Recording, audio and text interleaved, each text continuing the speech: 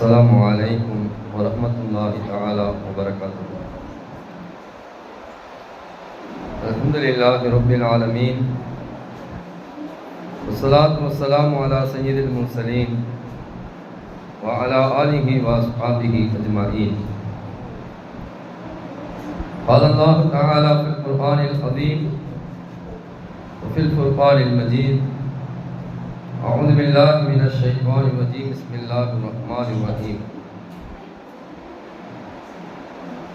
والمؤمنون والمؤمنات بعضهم أولياء بعض، صدق الله العلي العظيم. وقال رسول الله صلى الله عليه وسلم: كلكم راع وكلكم مسؤولون عن رعيته، صدق رسوله النبي الكريم. புகழும் புகழ்ச்சியும் நம்ம எல்லாம் படைத்து பரிபாலித்துக் கொண்டிருக்கக்கூடிய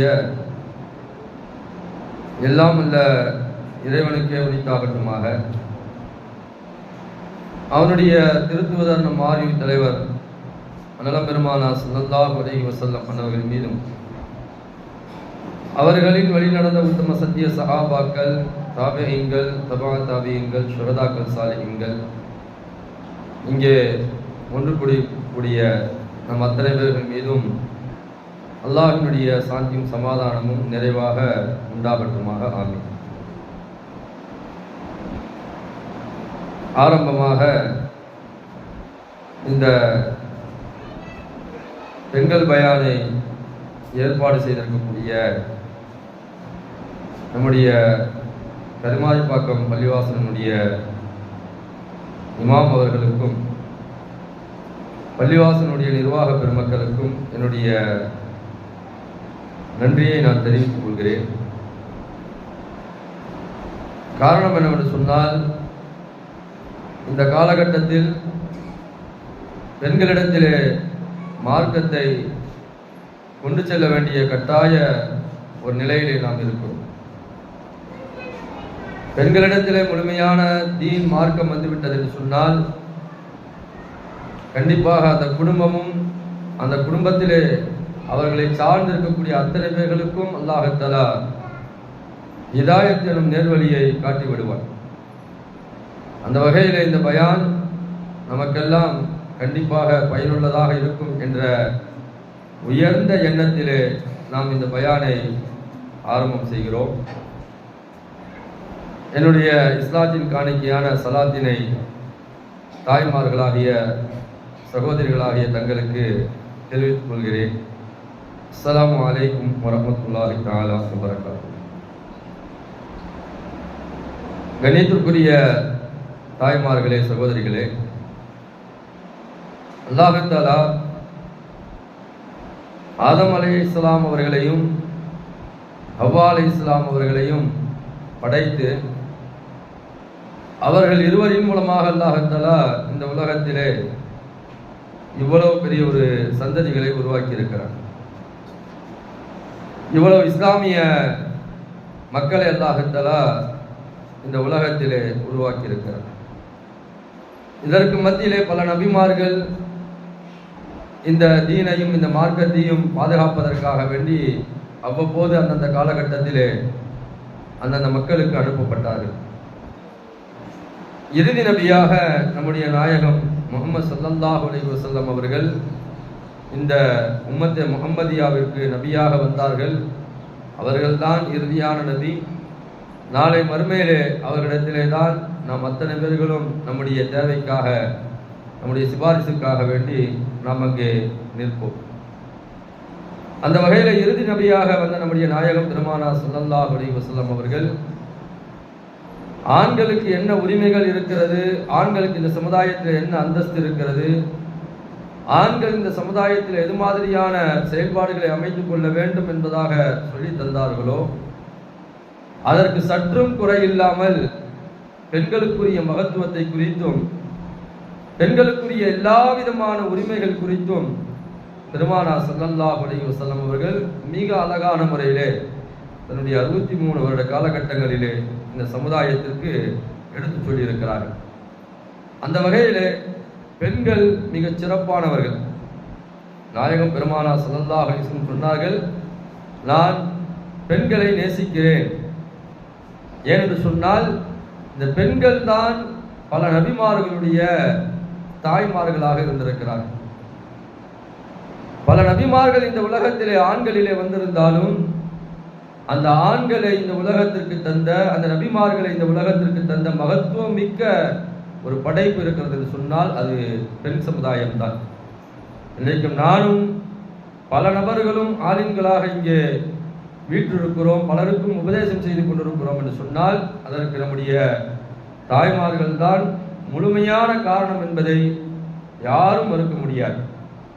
நம்முடைய மார்க்கத்தில், இஸ்லாத்தில் தாய்மார்களுடைய மகத்துவத்தை குறித்தும் பெண்களுடைய மகத்துவத்தை குறித்தும் நிறைய சொல்லப்பட்டிருக்கிறது. குர்ஆன்ல அல்லாஹ் ஒரு சூறாவையே பெண்களுடைய பெயரை அல்லாஹ் வைத்திருக்கிறார். அன்-நிசா என்று சொல்லப்படக்கூடிய ஒரு சூறா.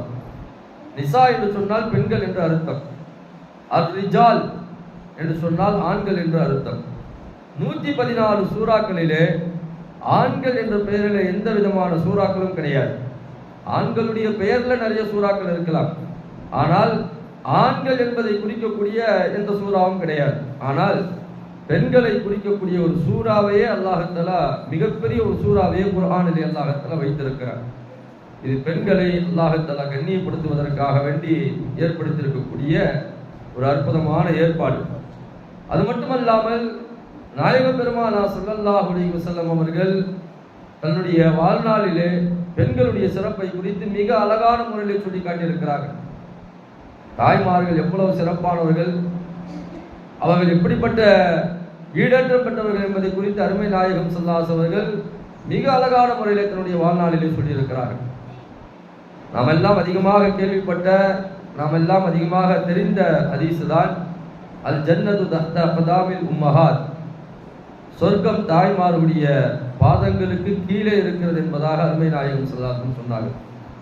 அப்படி என்றால் உன்னுடைய தாய்க்கு நீ பணிவிடை செய்து, உன்னுடைய தாயினுடைய அரவணைப்பை பெற்று, உன்னுடைய தாயினுடைய துவாவை பெற்று, உன்னுடைய தாய்க்கு என்னவெல்லாம் செய்ய வேண்டும் அதையெல்லாம் செய்து நீ அந்த சொர்க்கத்தை அடைந்து கொள் என்பதாக அருமை நாயகம் ஸல்லல்லாஹு அலைஹி வஸல்லம் சொல்கிறார்கள். எந்த காலகட்டத்திலையும் எந்த நேரத்திலையும் நம்முடைய தாய்மார்களை, நம்முடைய பெற்றோர்களை நாம் உதாசீனப்படுத்தி விடக்கூடாது என்பதாக குர்ஆன் ஷரீஃப் சொல்லி காட்டுகிறது. குறிப்பாக நம்மை பெற்றெடுத்த நம்முடைய தாயை எந்த நேரத்திலையும் உதாசீனப்படுத்தி விடக்கூடாது. தாய் இல்லாமல் நாம் இல்லை, தாய் இல்லாமல் நாம் ஒன்றுமே செய்ய முடியாது. தாய் இல்லாமல் எந்த ஒரு அரவணைப்பும் இந்த உலகத்தில் கிடைக்காது. மனிதர்கள் மட்டுமல்ல, மற்ற ஜீவராசிகளை நீங்கள் எடுத்துக்கொண்டாலும் தாயின் அரவணைப்பு தான் மிக அதிகம். ஆண்களுக்கு வெளி வேலைகள் நிறைய இருக்கும். சம்பாதிக்க வேண்டும், குடும்பத்தை பார்க்க வேண்டும், நம்முடைய தொழில்துறைகளை பார்க்க வேண்டும் என்பதற்காக வேண்டி பல அலுவலர்களில் ஆண்கள் ஈடுபட்டிருப்பார்கள். ஆனால் குடும்பத்தை பார்ப்பது, குடும்பத்தை சரி செய்வது, தன்னுடைய பிள்ளைகளை பராமரிப்பது, தன்னுடைய பிள்ளைகளுக்கு எல்லா விதமான தேவைகளையும் செய்து கொடுப்பது, உணவு சமைத்து கொடுப்பது, அவர்களை குளிக்க வைப்பது, அவர்களுக்குரிய எல்லா விதமான தேவைகளையும் செய்து கொடுப்பது பெண்கள் தான். அதனாலதான் எந்த காலகட்டத்திலையும் எந்த நேரத்திலையும் நம்மை வளர்த்தெடுத்த, நம்மை வார்த்தெடுத்த, நமக்கு உணவூட்டிய, உணர்வூட்டிய, நம்மை இந்த உலகத்திற்கு அறிமுகம் செய்த நம்முடைய தாயை எந்த நேரத்திலையும் உதாசீனப்படுத்தக்கூடாது. உஃப் என்று சொல்லப்படக்கூடிய சீ என்ற வார்த்தையை கூட பயன்படுத்தக்கூடாது என்பதாக நம்முடைய மார்க்கம் மிக அழகான முறையில் சொல்லி காட்டுகிறது. அதற்கடுத்ததாக, தாயிற்கு அடுத்ததாக இருக்கக்கூடிய ஒரு பந்தம் ஹாலாமா. அந்த ஹாலாமாவை குறித்து நம்முடைய நாயகம் பெருமானார் ஸல்லல்லாஹு அலைஹி வஸல்லம் சொன்னார்கள், உங்களுடைய ஹாலாமாவை உங்களுடைய தாயினுடைய அந்தஸ்திலே வைத்து பாருங்கள். எப்படி உங்களுடைய தாயை நீங்கள் கவனிப்பீர்களோ அதே போன்று அவர்களையும் நீங்கள் கவனியுங்கள் என்று பெருமானார் ஸல்லல்லாஹு அலைஹி வஸல்லம் அவர்கள் மிக அழகான முறையில் சொல்லி காட்டியிருக்கிறார். அடுத்து நம்முடைய பிள்ளைகள், பெண் பிள்ளைகள். பெண் பிள்ளைகள் பிறந்தால் பரக்கத் என்பதாக அருமை நாயகம் ஸல்லல்லாஹு அலைஹி வஸல்லம் சொன்னார்கள். எந்த சமுதாயத்திலும் சொல்லப்படாத ஒரு வார்த்தை. எல்லோரும் பெண் பிள்ளைகளை பிரியப்படுவார்கள். ஆனால் ஒரு பெண் பிள்ளை வீட்டிலே பிறந்தது என்று சொன்னால் அந்த பெண் பிள்ளையின் பரக்கத்தினால் அவருடைய தாய் தந்தையர்கள் தவறு செய்திருந்தாலும், பாவம் செய்திருந்தாலும் கூட அந்த பெண் பிள்ளைகள் நாளை மறுமை நாளிலே அந்த தாய் தந்தையர்களை சொர்க்கத்திற்கு அழைத்து சென்று விடும் என்பதாக அருமை நாயகம் ஸல்லல்லாஹு அலைஹி வஸல்லம் சொன்னார்கள். ஒருவருக்கு 3 பெண்மணிகள் இருந்தார்கள். 3 பெண் குழந்தைகள். 3 பெண் குழந்தைகளும் என்ன செஞ்சதுன்னு சொன்னா சின்ன வயசுலேயே இறந்து போயிடுது. அவங்களுடைய அத்தா அம்மா சொர்க்கத்துக்கு போறதுக்காக வேண்டி தயாரா இருக்கிறாங்க. ஆனா அல்லாஹ் தஆலா அவர்களை நரகத்திற்கு அனுப்பி வைக்கிறாங்க. அவரை நரகத்திற்கு அனுப்பி வைக்கும் போது அந்த 3 பெண் பிள்ளைகளும் அல்லாஹ்விடத்திலிருந்து வாதாடுகிறது. யா அல்லாஹ், எங்களுடைய அந்த தயவால் எங்களுடைய தாய் தந்தையர்களுக்கு சொர்க்கத்தை தாருங்கள் என்பதாக அல்லாஹ்விடத்திலே மன்றாடும் போது அந்த பெண் பிள்ளைகளுடைய பரக்கத்தினால் அல்லாஹ் தஆலா அந்த தாய் தந்தையர்களுக்கு சொர்க்கத்தை தருகிறார் என்பதாக அருமை நாயகம் ஸல்லல்லாஹு அலைஹி வஸல்லம் சொல்லும் போது ஆயிஷா ரலியல்லாஹு இடையில கேட்கிறாங்க, யா ரசூலல்லாஹ், ஒருவர் 2 பெண் குழந்தைகளை வைத்திருக்கிறார், அவருக்கு இந்த பாக்கியம் கிடைக்குமா என்பதாக கேட்கும்போது அவருக்கும் இந்த பாக்கியம் கிடைக்கும் என்பதாக அருமை நாயகம் ஸல்லல்லாஹு அலைஹி வஸல்லம் சொன்னாங்க.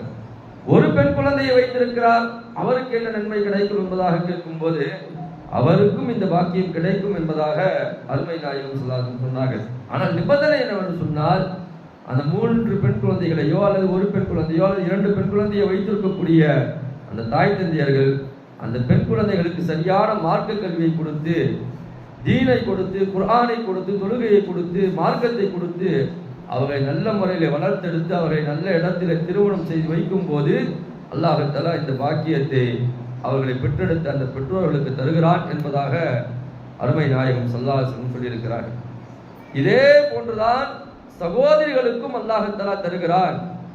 ஒரு அண்ணன் இருக்கிறார் அல்லது ஒரு தம்பி இருக்கிறார், அவரோடு சில பெண் மக்கள் பிறந்திருக்கிறார்கள் சொன்னால் நீங்க பல வீடுகளில் பார்க்கலாம், தன்னுடைய திருமணத்தை கூட ஆண் மக்கள் தள்ளி போடுவார்களே தவிர தன்னுடைய வீட்டில் இருக்கக்கூடிய பெண்களுடைய திருமணத்தை சீக்கிரத்திலேயே நடத்த வேண்டும் என்பதற்காக வேண்டி மாடாய் உழைப்பார்கள்.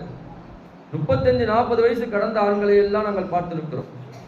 காரணம் என்னவென்று சொன்னால், எங்களுடைய வீட்டில் அக்காங்க இருக்கிறாங்க, எங்களுடைய வீட்டில் தங்கச்சி இருக்கிறாங்க, அவங்களுக்கெல்லாம் திருமணம் முடிச்சு வச்சுட்டு தான் நான் திருமணம் முடிப்பேன் என்பதாக பல நபர்கள் பல ஊர்களிலே சம்பாதித்துக் கொண்டிருக்கிறார்கள், வெளிநாடுகளிலே சம்பாதித்துக் கொண்டிருக்கிறார்கள், அந்த பெண் மக்களை கரை சேர்க்க வேண்டும் என்பதற்காக வேண்டி. இப்படி யார் தன்னுடைய சகோதரிகளை கரை சேர்க்க வேண்டும், தன்னுடைய சகோதரிகளுக்குரிய எல்லா விதமான தேவைகளையும் நிறைவேற்றுகிறாரோ அந்த சகோதரனுக்கும் தாய் தந்தையர்களுக்கு என்ன ஒரு பரக்கத்தை அல்லாஹ் தஆலா சொர்க்கத்தை தருகிறானோ அதே சொர்க்கத்தை அல்லாஹ் தஆலா அந்த சகோதரனுக்கும் தருகிறான் என்பதாக அருமை நாயகம் ஸல்லல்லாஹு அலைஹி வஸல்லம் சொல்லி காட்டினார்கள். ஐயா தாய்மார்களே, சகோதரிகளே, மார்க்கத்தில் இப்படி பெண்களுக்கு நிறைய சிறப்புகள் சொல்லப்பட்டிருக்கிறது. பெண்கள் தான் குடும்பத்தை பார்க்கக்கூடிய மிக நல்லவர்கள், பெண்கள் தான் குடும்பத்தை பார்ப்பதற்கு சரியானவர்கள், பெண்கள் தான் குடும்பத்தை நடத்துவதற்கு தகுதியானவர்கள், பெண்கள் தான் குடும்பத்தின் தலைவிகளாக இருப்பதற்கு மிகவும் பொருத்தமானவர்கள் என்பதை நம்முடைய நாயகம் பெருமானார் ஸல்லல்லாஹு அலைஹி வஸல்லம் நமக்கு அடிக்கடி சொல்லியிருக்கிறார்கள். என்று சொன்னால், ஆண்கள்கிட்ட நீங்க குழந்தைங்களை கொஞ்ச நேரம் விட்டு பாருங்க, அவ்வளவு சீக்கிரம் அவங்களால அதை ஹேண்டில் பண்ண முடியாது. ஆனால் பெண்கள் அது கை வந்த கலை, அவளோடு பிறந்த ஒரு கலை. அது பிள்ளைகளை மிகச்சரியான முறையில் ஹேண்டில் செய்வார்கள், மிகச்சரியான முறையில் அந்த பிள்ளைகளை வளர்த்தெடுப்பார்கள். நீங்க 1 மணி நேரம் விட்டுட்டு போங்க ஆண்கள்கிட்ட பிள்ளைகளை, ஆண் பிள்ளையாக இருக்கட்டும் பெண் பிள்ளையாக இருக்கட்டும், 1 மணி நேரம் விட்டுட்டு போங்க, அது செய்யற சேட்டையை தாங்க முடியாம இது வீட்டுக்கே வரமாட்டார். அது செய்யற அந்த செயலுக்கு இவர் எதுவுமே செய்ய முடியாது, வீட்டுக்கே வரமாட்டார், ஓடி போயிடுவார் வெளியில. ஆனால் தன்னுடன் கிட்டத்தட்ட திருமணம் முடிக்கும் வரைக்கும் அந்த பிள்ளைகளை வளர்த்து அவர்களுக்கு உணவு ஊட்டி அவர்களுக்கு உடையளித்து அவர்களுக்கு எல்லாவற்றையும் செய்யக்கூடிய மிகப்பெரிய ஒரு பாக்கியம் பெற்ற, அல்லாஹ்வினால் இயற்கையாகவே அந்த பாக்கியத்தை பெற்ற மிகப்பெரிய தகுதியானவர்கள் பெண் மக்களாகிய நீங்கள் தான். ஆகையால் நம்முடைய மார்க்கத்தில் பெண்களுக்கு நிறைய சிறப்புகள் சொல்லப்பட்டிருக்கிறது. பெண்கள் இல்லை என்று சொன்னால் இவ்வளவு நபிமார்களுடைய வாரிசுகள் ஆகிய உலமாக்கள் எல்லாம் இந்த உலகத்திலே உருவாகி இருக்க மாட்டார்கள். எல்லாம் உண்மைதான், எல்லாம் சத்தியம்தான், எல்லாம் சரியானதுதான். ஆனால் நாம் நம்முடைய நிலைகளை இன்றைக்கு யோசித்து பார்க்க கடமைப்பட்டிருக்கிறோம். இவ்வளவு சிறப்புகளை நாம் தாங்கியிருக்கிறோம். இவ்வளவு சிறப்புகளை அல்லாஹ்வும் அண்ணலம் பெருமானார் ஸல்லல்லாஹு அலைஹி வஸல்லம் அவர்களும் நமக்கு தந்திருக்கிறார்கள். இவ்வளவு பெரிய ஒரு பாக்கியத்தை பெற்றவர்களாக நாம் இருக்கிறோம். பல நபிமார்களை இந்த உலகத்திற்கு அறிமுகம் செய்த மிகப்பெரிய உன்னதமானவர்களாக இருக்கிறோம். சொர்க்கத்திற்கு வழியாக நாம் இருக்கிறோம். எல்லாம் இருக்கக்கூடிய நம்முடைய நிலை இன்றைக்கு எப்படி இருக்கிறது என்பதை நாம் ஒவ்வொருவரும் சிந்திக்க கடமைப்பட்டிருக்கிறோம். நம்முடைய நிலைகளை நாம் சரி செய்து கொள்ள வேண்டும். நாம் சிறந்த பெண்களாக ஹைருன் நிசாவாக இருக்க வேண்டும். அதைத்தான் அருமை நாயகம் ஸல்லல்லாஹு அலைஹி வஸல்லம் விரும்புகிறார்கள். ஹைருன் நிசா என்று சொன்னால் பெயரளவிலே இல்லாமல் வாழ்வளவிலே சிறந்த பெண்களாக நாம் இருக்க வேண்டும். நம்முடைய வாழ்க்கையில நாம் சிறந்த பெண் என்பதாக சொல்லப்பட வேண்டும். அதுதான் நாம் வாழ்ந்ததற்குரிய ஒரு வாழ்வின் அடையாளம். ஏதோ இந்த பெண் வாழ்ந்தால் மறைந்தால் என்பதாக இல்லாமல் நம்முடைய வாழ்க்கை மிக சிறப்பானதாக இருக்க வேண்டும். பக்கத்தில் இருக்கக்கூடியவர்களும் சொல்ல வேண்டும், இவர்களை மாதிரி ஒரு குடும்பம் நடத்த முடியாதுங்க, அற்புதமான ஒரு வாழ்க்கை இவர்கள் இவ்வளவு காலமாக இந்த ஊர்ல 40 வருட காலமாக வாழ்ந்திருக்கிறார்கள். இவர்கள் வாழ்ந்ததோடு மட்டுமல்லாமல் தன்னுடைய பிள்ளைகளையும் இவர்கள் அந்த முறையில வளர்த்திருக்கிறார்கள். அல்லாஹ் தஆலா அவர்களுக்கு எவ்வளவு பெரிய கிருபை செய்திருக்கிறான் என்று பக்கத்து வீட்டார் பாராட்டக்கூடிய அளவிற்கு நம்முடைய குடும்ப வாழ்க்கையை நாம் அமைத்துக் கொள்ள வேண்டும். ஆனால் இன்றைக்கு அந்த குடும்ப வாழ்க்கையெல்லாம், அந்த உறவுகள் எல்லாம், அந்த நிதர்சனங்கள் எல்லாம் இன்றைக்கு பல இடங்கள்ல உடைந்து போயிருக்கிறது. ஒரு காலத்துல சொல்லுவாங்க, எல்லோருமே நல்லா இருந்தாங்க, நல்லா வாழ்ந்தாங்க, வாழ்வாங்கு வாழ்ந்தார்கள், சிறப்பான ஒரு வாழ்க்கை வாழ்ந்தார்கள். கணவன் மனைவி என்று சொன்னால் இவர்களை உதாரணமாக சொல்லலாம் என்பதாக பலர்களையும் உதாரணம் காட்டுவார்கள். அந்த தெருவில் இருக்கக்கூடிய அந்த தம்பதிகளை போன்று வாழுங்கள், இங்கே இருக்கக்கூடிய இவர்களை போன்று வாழுங்கள், சிறந்த பெண்களாக வாழுங்கள் என்பதாக அடையாளம் காட்டுவதற்கு நிறைய பெண்கள் இருந்தார்கள், நிறைய குடும்பங்கள் இருந்தது. ஆனால் இன்றைக்கு அந்த குடும்ப வாழ்க்கையெல்லாம் சிதைந்து போய், அந்த குடும்ப வாழ்க்கையெல்லாம் இன்றைக்கு மலிந்து போய், இன்றைக்கு குடும்பங்களிலே நிறைய பிரச்சனைகள் ஏற்பட்டிருப்பதால் அந்த நிலைகள் எல்லாம் இன்றைக்கு மாறிவிட்டது. யாரை உதாரணம் காட்டுவது என்பதாக நம்மால் சொல்ல முடியவில்லை. யாரை உதாரணம் காட்டுவது, எந்த குடும்பத்தை உதாரணம் காட்டுவது, எவர்கள் சிறந்த வாழ்க்கையை வாழ்கிறார்கள் என்பதை காட்டுவதெல்லாம் இன்றைக்கு நமக்கு மிகப்பெரிய ஒரு சவாலாக அமைந்திருக்கிறது. அருமைமிக்கவர்களே, அதையெல்லாம் சாத்தியப்படுத்துவது நமக்கு சாதாரணமானதுதான். அதெல்லாம் நம்ம சரி செய்ய முடியும், நம்ம அதெல்லாம் சீர் செய்ய முடியும். நம்மால ஆகாது இந்த உலகத்தில் எதுவுமே கிடையாது. நாம தான் நம்முடைய குடும்பத்திற்குரிய தலைவியாக இருக்கிறோம், தலைவராக இருக்கிறோம். அதை நம்மால சரி செய்ய முடியாது என்பதாக நினைக்கவே முடியாது, கண்டிப்பாக சரி செய்ய முடியும். அதற்கு நாம் இஸ்லாம் சொல்லக்கூடிய அந்த வழிமுறைகளை தெரிந்து கொள்ள வேண்டும்.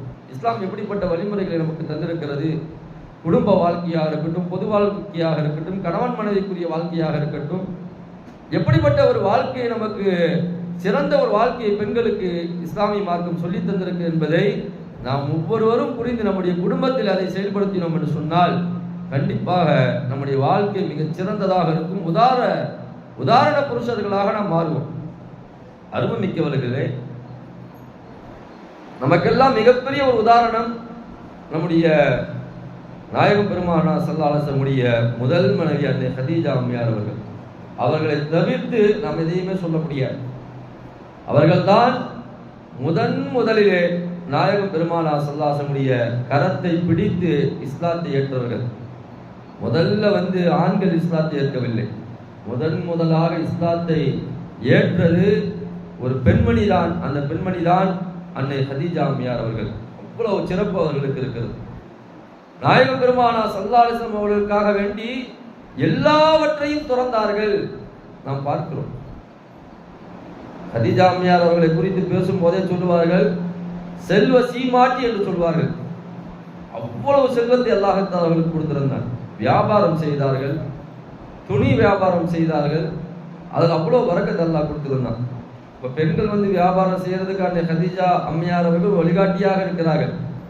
பெண்கள் வியாபாரம் செய்யலாம், ஆனால் மார்க்கம் சொல்லியிருக்கக்கூடிய வகையில, மார்க்கம் சொல்லி தந்திருக்கக்கூடிய வகையில நம்முடைய வியாபாரங்களை நாம் அமைத்துக் கொள்ள வேண்டும். பெருமானார் ஸல்லல்லாஹு அலைஹி வஸல்லம் அந்த கரத்தை பிடித்ததின் காரணமாக அன்னை ஹதீஜா அம்மையார் அவர்கள் எல்லாவற்றையும் துறந்தார்கள். சுல்லாவுக்காக வேண்டி கொடுத்துட்டாங்க, தீனுக்காக வேண்டி, மார்க்கத்திற்காக வேண்டி எல்லாவற்றையும் அர்ப்பணித்தார்கள்.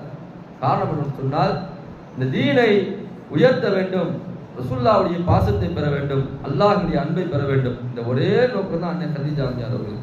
அதனால தான் ரசூலுல்லாஹ் எந்த நேரத்திலையும் அவங்க என்ன செய்யல, விட்டு கொடுக்கல. கிட்டத்தட்ட ரசூலுல்லாஹ் பல திருமணங்கள் செய்தார்கள் என்றுதான் நாம் படித்திருக்கிறோம். ஆனால் ரசூலுல்லாஹ் முதல் மனைவியான அந்த ஹதீஜா அம்மையார் அவர்களோடு தான் பல வருடங்கள் வாழ்ந்தார்கள். பல வருடங்கள் அவர்களோடு தான் தன்னுடைய வாழ்க்கை அமைத்துக் கொண்டார்கள். அவர்களுடைய மறைவுக்கு பிறகுதான் மீறி திருமணங்களை செய்தார்களே தவிர, அவர்கள் இருக்கும் வரைக்கும் எந்த பெண்ணையும் பெருமானார் ஸல்லல்லாஹு அலைஹி வஸல்லம் திருமணம் முடிக்கவில்லை. காரணம், எல்லாவற்றுக்கும் போதுமானவர்களாக அன்னை ஹதீஜா அம்மையார் அவர்கள் இருந்தார்கள். ஹதீஜா ரலியல்லாஹு அன்ஹா பத்தி பேசிட்டு போனோம்னு சொன்னா ரொம்ப பேசலாம். அவங்களுடைய வாழ்க்கையில நமக்கு மிகப்பெரிய பாடம் இருக்கிறது. இஸ்லாமிய பெண்களாகிய நமக்கு மிகப்பெரிய பாடம் இருக்கிறது. ஒரு குடும்ப பெண் எப்படி இருக்க வேண்டும் என்பதற்கு மிகப்பெரிய ஒரு உதாரணம் அன்னை ஹதீஜா அம்மையார் அவர்கள். கணவனுக்கு எப்படி கட்டுப்பட்டு நடக்க வேண்டும், கணவனை எப்படி பார்க்க வேண்டும், கணவனுக்கு எப்படி நடந்து கொள்ள வேண்டும் என்பதற்கெல்லாம் மிகப்பெரிய ஒரு உதாரணம் அன்னை ஹதீஜா அம்மையார் அவர்கள். அதெல்லாம் நம்ம தெரிஞ்சுக்கிட்டோம் சொன்னா ஏதோ பயான்ல கேட்கிறோம், கேட்டுட்டு அதோடு செல்வதோடு மட்டுமல்லாமல் அதை நம்முடைய வாழ்க்கையிலே நாம் பின்பற்ற வேண்டும். நாம் எல்லாம் அறிந்த விஷயம்தான். முதலாக நம்முடைய நாயகம் ஸல்லல்லாஹு அலைஹி வஸல்லம் அவர்களுக்கு ஹிரா குகையிலே வைத்து அல்லாஹ் தஆலா குர்ஆனுடைய முதல் ஆரம்ப 5 ஆயத்துகளை இறக்குகிறார். ரசூலுல்லாஹ் இதுவரைக்கும் பார்க்காத ஒரு உருவத்தை பார்க்கிறாங்க. ரசூலுல்லாஹ் இதுவரைக்கும் பார்த்திராத ஒரு உருவத்தை ஜிப்ரீல் அலைஹிஸ்ஸலாம் அவர்களை மலக்கை பார்க்கிறார்கள். அவங்க வராங்க, வந்து நபியே நீங்கள் இந்த ஆயத்துக்களை ஓதுங்க அப்படின்னு சொல்றாங்க. அனல் பெருமானார் ஸல்லல்லாஹு அலைஹி வஸல்லம் இவ்வளவு பெரிய ஒரு உருவத்தை பார்த்து, இதுவரைக்கும் பார்த்திராத ஒரு உருவத்தை பார்த்து ரசூலுல்லாஹி ஸல்லல்லாஹு அலைஹி வஸல்லம் பயந்து போய் விடுகிறார்கள். சொல்லுகிறார்கள், மா அன பிகாரின், எனக்கு ஓத தெரியாது என்பதாக சொல்லுகிறார்கள். உடனே ஜிப்ரீல் அலைஹிஸ்ஸலாம் அவர்கள் சொல்கிறார்கள், உங்களுக்கு ஓத தெரியும், நீங்க ஓதுங்க. இல்லை எனக்கு ஓத தெரியாதுன்னு சொல்லிட்டு மீண்டும் சொல்கிறார்கள். மீண்டும் ஜிப்ரீல் அலைஹிஸ்ஸலாம் சொல்கிறார்கள், நீங்க ஓதுங்க, உங்களுக்கு ஓத வரும் என்பதாக சொல்லி கட்டை அணைத்து அவர்கள் அந்த ஆயத்துக்களை ஓதுகிறார்கள். ரசூலுல்லாஹும் அந்த ஆரம்ப 5 ஆயத்துகள் இக்ரா பிஸ்மி ரப்பிக்கல் லதீ ஹலக் என்று சொல்லப்படக்கூடிய அந்த சூராவினுடைய ஆரம்ப 5 ஆயத்துக்களை ஓதிவிட்டு வேகமாக பெருமானார் ஸல்லல்லாஹு அலைஹி வஸல்லம் என்ன செய்யறாங்கன்னு சொன்னா வீட்டுக்கு வருகிறார்கள். ஏன்னா முதலாக ஒரு பெரிய உருவத்தை பார்த்து, அதுவும் குர்ஆன் ஒரு மனிதனுடைய உள்ளத்துல இறங்குகிறது என்று சொன்னால் அது அவ்வளவு பெரிய சாதாரணமான ஒன்று அல்ல. நம்மலாம் வந்து குர்ஆன் ரசூலுல்லாஹ் வாங்கிட்டு வந்தாங்க, ரசூலுல்லாஹ் அல்லாஹ் தஆலா 23 வருஷம் குர்ஆனை கொடுத்தான் என்றுதான் நாம் படித்து கொண்டிருக்கிறோம். ஆனால் ஒவ்வொரு தடவையும் அந்த குர்ஆன் இறங்கும் போது பெருமானார் ஸல்லல்லாஹு அலைஹி வஸல்லம் மிகப்பெரிய ஒரு வலி ஏற்படும் என்பதாக சொல்கிறார்கள். அதனுடைய வலியை தாங்க முடியாது என்பதாக நாயகம் பெருமானார் ஸல்லல்லாஹு அலைஹி வஸல்லம் சொல்கிறார்கள். ஒரு தடவை அன்னை ஆயிஷா ரலியல்லாஹு மடியில படுத்திருக்கும் போதே குர்ஆனுடைய ஆயத்து இறங்குகிறது. ஆயிஷா ரலியல்லாஹு சொல்றாங்க, ரசூலுல்லாஹ்வுடைய மடியில படுத்திருக்கும் போது குர்ஆனுடைய ஆயத்து இறங்குகிறது. அதனுடைய கணம் எப்படி இருந்தது என்று சொன்னால், ரசூலுல்லாஹ்வுடைய உடம்புல அது பட்டு அந்த குர்ஆனுடைய ஆயத்து இறங்கும் போது அவருடைய உடம்புல ஏற்பட்ட அந்த வலி அழுத்தம் என்பது என்னுடைய தொடை பீந்து விடுமோ, என்னுடைய தொடை அருந்து விடுமோ என்ற அளவுக்கு என்னுடைய கால்கள் எல்லாம் வலி ஏற்பட்டு விட்டது என்பதாக அன்னை ஆயிஷா ரலியல்லாஹு சொல்றாங்க.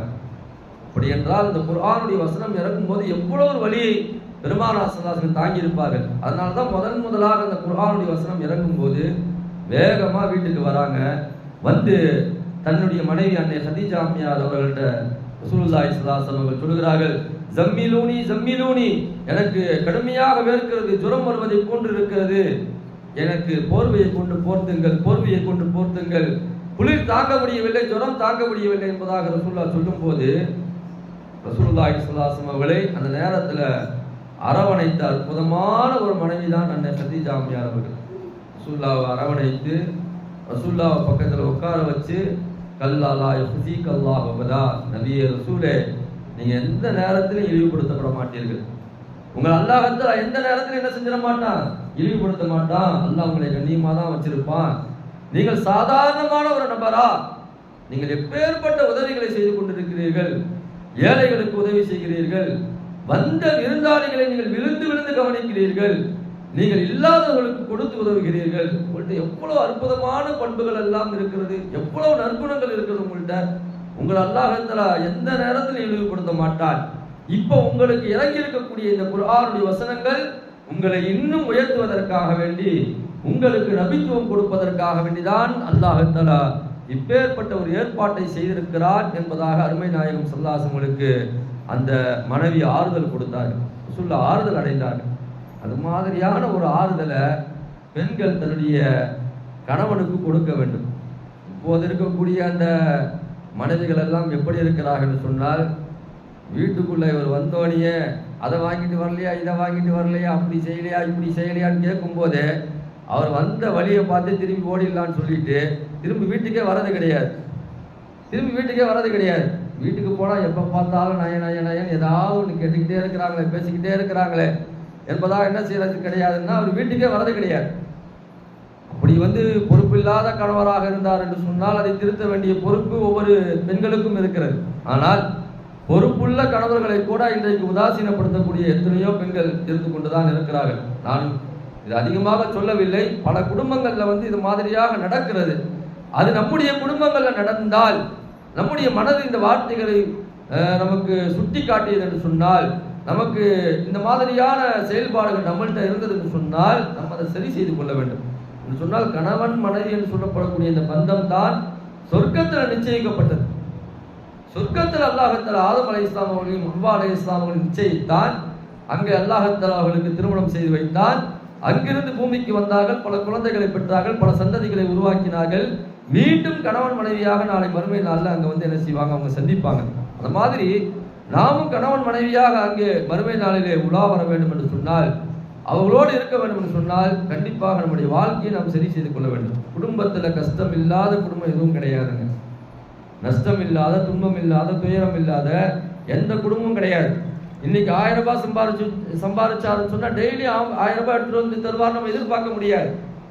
ஒரு நாளைக்கு கூட இருக்கும், ஒரு நாளைக்கு குறைவு இருக்கும். கூட இருக்கும்போது நம்ம எப்படி சந்தோஷம் அடைகிறோமோ, குறைவு இருக்கும் போது அதை நாம் ஏற்றுக்கொள்ள வேண்டும். அப்படி பல இடங்களில் ஏற்றுக்கொள்ளாத விளைவாகத்தான் என்ன செய்யுதுன்னு சொன்னா பலவிதமான பிரச்சனைகள் வருகிறது. போதும் என்ற ஒரு மனதை ஆணும் பெண்ணும் உருவாக்கி கொண்டாங்கன்னு சொன்னால் அந்த வாழ்க்கை மிக சிறப்பாக இருக்கும், அற்புதமான வாழ்க்கையா இருக்கும். அல்லாஹ் அந்த வாழ்க்கையில தான் என்ன செய்வான்னு சொன்னா பரக்கத் வைப்பான். கொஞ்சமாக இருந்தாலும் அதுல நம்ம புரிந்து கொண்டோம் என்று சொன்னால் அல்லாஹ் அந்த வாழ்க்கை என்ன செய்வான்னு சொன்னா பரக்கத் பொருந்திய வாழ்க்கையாக ஆக்கி வைப்பான். அதில் அல்லாஹ் பரக்கத்தை தருவான். ஆனால் அதை நாம் புரிந்து கொள்ளவில்லை என்று சொன்னால் நம்ம எவ்வளவுதான் கோடி கோடியாக சம்பாதித்தாலும் அதுல பரக்கத்து கிடையாது. இன்னைக்கு பாருங்க, சமுதாயத்தில் நம்ம எல்லாம் பார்க்கக்கூடிய விஷயம்தான். கோடி கோடியா வச்சிருக்கிறாங்க, பல கோடி வச்சிருக்கிறாங்க, பலருக்கும் கொடுக்கலாம். ஆனா குடும்ப வாழ்க்கை கசந்து இருவரும் டைவர்ஸ் செய்யக்கூடிய ஒரு நிலைகள் எல்லாம் ஏற்படுகிறது. அதெல்லாம் நம்ம போயிடக்கூடாது. தலாக்கு, குலா, டைவர்ஸ்லாம் இருக்கு பாத்தீங்களா, இது அல்லாஹ்வுடைய அர்ஷை நடுங்க செய்யக்கூடிய ஒரு செயல், அல்லாஹ்வுக்கு பிடிக்காத செயல். ஒரு ஆண் ஒரு பெண்ணை தலாக் விடுறாருன்னு சொன்னா அல்லாஹ் அதிகமாக கோபப்படுகிறான். ஒரு பெண் ஒரு ஆணை குலா கேட்டு தலாக் விடுகிறாள் என்று சொன்னால் அல்லாஹ் தஆலாவுடைய அர்ஷ் நடுங்குகிறது. இன்னைக்கு டைவர்ஸ் என்ற வார்த்தை சர்வசாதாரணமாக புழங்கப்படுகிறது. தலாக் என்ற வார்த்தை சர்வசாதாரணமாக புழங்கப்படுகிறது. எதுக்கெடுத்தாலும் என்ன செஞ்சாங்கன்னு சொன்னா தலாக்குக்கு நிக்கிறாங்க, குலாக்கு நிக்கிறாங்க, டைவர்ஸுக்கு கோர்ட்ல போய் நிக்கிறாங்க. ஆனா இது அல்லாஹ்வுக்கு பிடித்த வார்த்தையா, அல்லாஹ்வுக்கு பிடித்த செயலான்னு சொன்னா கண்டிப்பா கிடையாது. வாழ்க்கையில கஷ்டம் நஷ்டம் இருக்கத்தான் செய்யும். கணவன் மனைவின்னு சொன்னா முதல் நாள்ல இருந்த சந்தோஷம் கடைசி மூதாறு வரைக்கும் இருக்குமா? இருக்காது. இடையில சில ஏற்றத்தாழ்வுகள் ஏற்படத்தான் செய்யும், சில பிரச்சனைகள் வரத்தான் செய்யும். குடும்பங்கள்ல பல நபர்கள் இருக்கும்போது பலவிதமான பிரச்சனைகள் வரத்தான் செய்யும். ஏன் கணவன் மனைவிக்கு மத்தியிலே ஒரு அண்டர்ஸ்டாண்டிங் ஏற்படுவதற்கு கிட்டத்தட்ட 5-6 ஆண்டுகள் கூட ஆகலாம். ஒருவர் இன்னொருவரை புரிந்து கொள்வதற்கு. அதை புரிந்து கொள்ளும் வரைக்கும் நம்ம அந்த நேரத்தை கொடுக்கணும், அந்த நேரத்தை எடுத்துக்கணும். ஆனா அந்த நேரத்தை நம்ம இன்னைக்கு என்ன செய்யறது கிடையாதுன்னா எடுக்கிறது கிடையாது. ஃபாஸ்ட் ஃபுட்டு சாப்பிடக்கூடிய, துரித உணவுகளை சாப்பிடக்கூடிய ஒரு சமுதாயம் இன்னைக்கு உருவாயிருச்சு. எல்லாம் சீக்கிரம் கிடைக்கணும், எல்லாம் சீக்கிரம் வந்துடணும், எல்லாம் சீக்கிரம் கிடைச்சிடணும் அப்படின்ற ஒரு காலத்துல நம்ம வாழ்றதுனால இந்த வாழ்க்கையில திருப்தி ஏற்படுவதற்கு என்ன செய்யணும் சொன்னா சீக்கிரமா திருப்தி ஏற்படல, சந்தோஷம் ஏற்படல என்று சொன்னால் உடனடியா என்ன செஞ்சிடணும், அல்லாஹ்வுக்கு பிடிக்காத அரிசியே நடுங்க செய்யக்கூடிய அந்த தலாக் குலாவுக்கு இன்றைக்கு ஆண்களும் பெண்களும் தயாராகி கொண்டிருக்கிறார்கள். இது ரொம்ப சமுதாயத்திற்கு மிக மோசமான ஒரு விஷயம். அதுல நாம் முழுமையான முறையில் என்ன செஞ்சிருக்கணும்னு சொன்னா தவிர்த்திருக்கணும். வாழ்க்கையில பிரச்சனைகள் வரத்தான் செய்யும், கஷ்டங்கள் வரத்தான் செய்யும். அதையெல்லாம் தாண்டி நம்முடைய நாயகம் பெருமானார் ஸல்லல்லாஹு அலைஹி வஸல்லம் மனைவிமார்கள் எப்படி குடும்பத்தை போட்டார்கள் என்பதை நாம் யோசிக்க வேண்டும், குடும்பத்தை அமைத்தார்கள் யோசிக்க வேண்டும். அன்னை கதீஜா அம்மையார் அவர்கள் மிக அற்புதமான ஒரு மனைவியாக வாழ்ந்தார்கள். உலகத்துல ஒரு சிறந்த மனைவி என்று சொல்ல வேண்டும் என்று சொன்னால் அன்னை கதீஜா அம்மையார் அவர்களை போன்று யாரும் கிடையாது. சிறந்த மனைவிக்கு ஒரு உதாரணம் அவர்கள் தான். ரசூலுல்லாஹ் அப்படி விழுந்து விழுந்து பார்த்தாங்க. ரசூலுல்லாஹ் போருக்காக போயிடுவாங்க, பள்ளிவாசலுக்கு போயிடுவாங்க, தொழுகைக்காக போயிடுவாங்க, தவா பணி செய்வதற்கு போயிடுவாங்க. இந்த ஈமானையும் இஸ்லாத்தையும் வளர்ப்பதற்காக வேண்டி எப்பொழுதும் வெளியே தான் இருப்பாங்க. ரசூலுல்லாஹி ஸல்லல்லாஹு அலைஹி வஸல்லம் வரும்போது அந்த மனைவிமார்கள் எல்லாம் ரசூலுல்லாஹ்வை அப்படி பார்த்தார்கள். ரசூலுல்லாஹ்வுக்கு அவ்வளவு பணிவிடை செய்தார்கள். ரசூலுல்லாஹ்வை நல்ல முறையில் பார்த்துக்கிட்டாங்க. அன்னை கதீஜா அம்மையார் அவர்கள் சொல்ல போனால் கிட்டத்தட்ட தன்னுடைய அன்றைய சொத்து இன்றைய மதிப்பு என்னவென்று சொன்னால் கிட்டத்தட்ட 80 கோடி ரூபாயை அன்றைக்கே என்ன செஞ்சாங்க, பெருமானார் ஸல்லல்லாஹு அலைஹி வஸல்லம் வேண்டி விட்டு கொடுத்தார்கள். இந்த மார்க்கத்திற்காக தீனுக்காக வேண்டி அந்த 80 கோடி அளவு இருக்கக்கூடிய சொத்தை கொடுத்தார்கள்.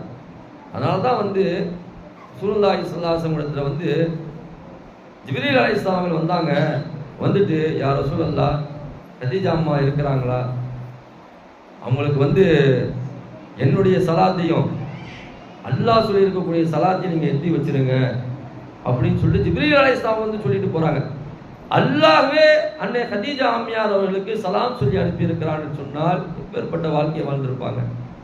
அல்லாஹ் பிரியப்பட்டு ஒரு பெண்ணை இந்த உலகத்துல சலாம் சொல்லி தேர்ந்தெடுத்து அனுப்பி வைத்திருக்கிறார் என்று சொன்னால் அவங்க குடும்ப வாழ்க்கையை எப்படி அமைத்திருப்பாங்க என்பதை நாம் யோசிக்க வேண்டும்.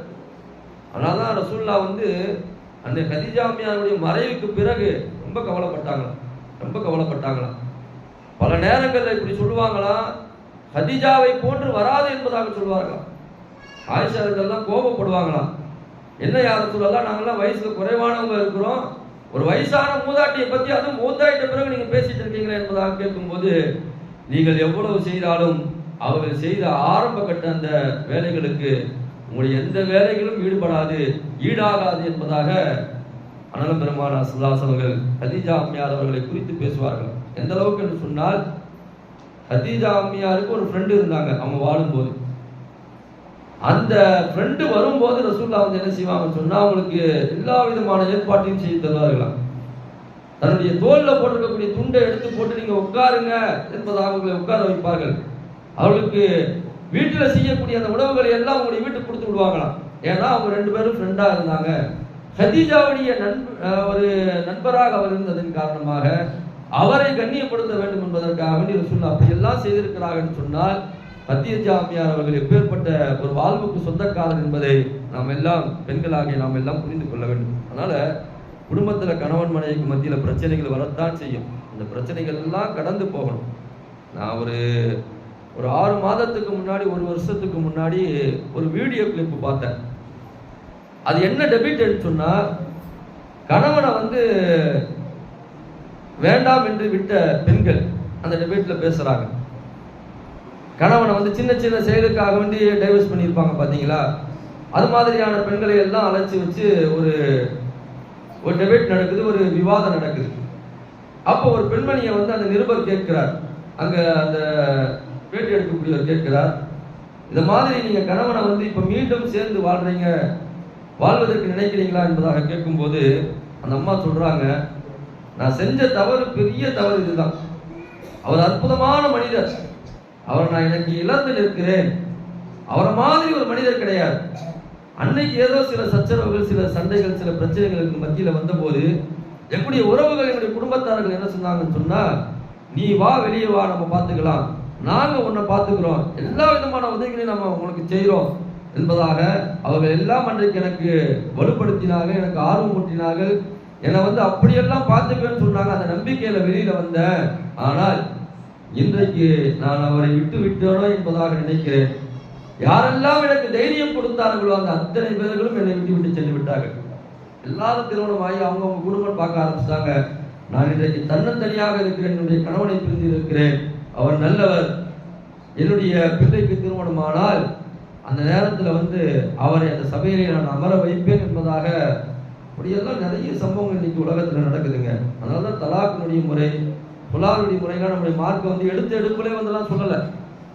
ஒரு கணவன் அவருக்கு மனைவிக்கு பிடிக்கல, அல்லது ஒரு மனைவியை கணவனுக்கு பிடிக்கலன்னு சொன்னா எடுத்த உடனே நீங்க தலாக்கு புலாவோ போவாதீங்க. பல படித்தரங்கள் இருக்குது. உபதேசம் செய்யுங்கள், படுக்கையிலிருந்து தூரமாக்கி வையுங்கள், லேசான முறையில் அடியுங்க, குடும்பத்தில் இருக்கக்கூடிய பெரியவங்களை வச்சு அந்த பஞ்சாயத்து பண்ணுங்க. அதுவும் முடியலன்னா அடுத்த கட்டமா பள்ளிவாசல போய் பஞ்சாயத்து பண்ணுங்க. அதுவும் முடியலன்னா காசியை வச்சு நீங்க பஞ்சாயத்து பண்ணுங்க. கடைசி கட்டமா என்ன செய்யணும் சொன்னா, பல மாதங்கள் பல வருடங்கள் கழித்து தான் என்ன செய்யணும் இந்த முடிவுக்கு வரணும். ஆனால் திருமணமான 1 நாள் 2 நாள் அடுத்த நாள் அடுத்த மணி நேரம் அடுத்த நொடிகள்ல தலாக் புலா கேட்கக்கூடிய பெண்களும் ஆண்களும் இன்றைக்கு உருவாயிருக்கிறார்கள் சொன்னால், இவர்கள் எல்லாம் அல்லாஹ்வுடைய சாபத்தையும் அல்லாஹ்வுடைய கோபத்தையும் பெற்றவர்கள். ஒரு பெண்மணி தன்னுடைய கணவனோடு கோபமுற்று தன்னுடைய கணவனுடைய அந்த அதிருப்தியோடு ஒரு இரவை கழிக்கிறாள் என்று சொன்னால் அவள் நரகத்திற்கு செல்வாள் என்பதாக அருமை நாயகம் சொன்னார். அதனால கணவனுடைய விஷயத்துல ஒரு பெண் எப்படி நடந்துக்கணும் என்பதற்கு நமக்கு உதாரணத்தை நான் சொல்லிட்டேன். இத மாதிரி சிறந்த உதாரணத்தை சொல்லவே முடியாது. அதே கதீஜா அம்மையார் அவர்களை போன ஒரு வாழ்க்கை இந்த உலகத்துல எந்த ஒரு நபரும் வாழ்ந்திருக்க முடியாது. அந்த உதாரணத்தை நான் சொல்லியிருக்கிறேன். அது மாதிரி நம்முடைய வாழ்க்கையை நாம் அமைத்துக் கொள்ள வேண்டும். குடும்பத்தில் பிரச்சனைகள் வந்தால் கணவனுக்கு சில உபதேசங்களை நாம் சொல்ல வேண்டும். கணவன் நாம் சொல்வதை ஏற்கக்கூடிய வகையில் அவரை நாம் உருவாக்க வேண்டும். சில இடங்கள்ல சில ஊர்களில் பலவிதமான பிரச்சனைகள், பலவிதமான பஞ்சாயத்துகள் பள்ளிவாசல்கள் கொண்டிருக்கிறது. எடுத்த உடனே என்ன செஞ்சதாங்கன்னு சொன்னா இந்த முடிவுக்கு வந்ததாங்க. நம்ம அந்த முடிவுக்கு வரக்கூடாது. வாழ்க்கை என்பது வாழ்வதற்காக வேண்டி நமக்கு பெரியவர்கள் எல்லாம் நிச்சயம் செய்து திருமணம் செய்து வைத்தார்கள். அந்த திருமண வாழ்க்கையை நம்முடைய கடைசி எல்லை வரைக்கும் தொடர வேண்டும். இவர்தான் என்னுடைய மனைவி, இவர்தான் என்னுடைய கணவர், இதுதான் இந்த உலகத்திலையும் நாளை மறுமையிலையும் என்ற எண்ணத்தோடு நாம் இந்த உலகத்துல நம்முடைய வாழ்க்கையை நாம் அமைத்துக் கொண்டோம் என்று சொன்னால் அன்புமிக்க தாய்மார்களே, நம்முடைய வாழ்க்கை மிகச்சிறப்பாக இருக்கும். அதெல்லாம் இல்லாம நம்ம ஒரே சண்டை பிரச்சனை அப்படி போயிட்டே இருந்தோம்னு சொன்னா அது நல்லா இருக்காது. அதனால குடும்ப வாழ்க்கையை போடுவதற்கு, குடும்ப வாழ்க்கையை நடத்துவதற்கு மிகவும் தகுதியானவர்கள் பெண்கள் தான் என்பதை நாம் மீண்டும் புரிந்து கொள்ள வேண்டும். அடுத்ததாக, பெண்கள் குடும்பத்தை நிர்வகிப்பதற்கு எப்படி தகுதியானவர்களோ அதே போன்று தன்னுடைய கணவன்மார்களிடம் இருக்கக்கூடிய நல்ல செயல்களை பாராட்ட வேண்டும். அவரிடத்தில் இருக்கக்கூடிய அந்த கெட்ட செயல்களை வெறுக்க வேண்டும். நாயகம் பெருமானார் ஸல்லல்லாஹு அலைஹி வஸல்லம் அந்த கதீஜா அம்மையார் அவர்கள் பாராட்டினார்கள் என்று சொன்னால் அவர்களிடம் இருந்தது அத்தனையுமே நன்மையான செயல்கள், எல்லாமே நன்மையான செயல்கள். அதனால ரசூலுல்லாஹ் அவர்கள் பாராட்டினார்கள்.